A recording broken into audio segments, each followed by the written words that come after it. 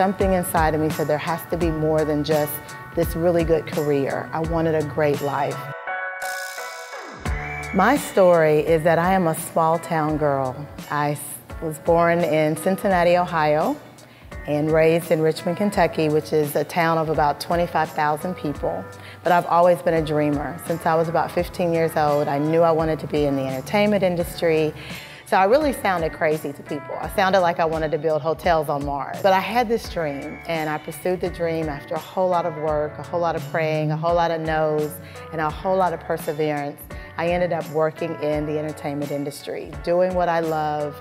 Absolutely amazing career. I worked with some of the biggest artists in the world, Usher, Toni, Braxton, TLC, and I was miserable. I was absolutely miserable because I was spending 100% of my time on 10% of who I was. And I knew something inside of me said there has to be more than just this really good career. I wanted a great life. And so I went on this journey to uncover how do you do that? How do you stop spending 100% of your time on 10% of who you are? And I call it exponential living. And it boils down to the power of peace, clarity, and courage.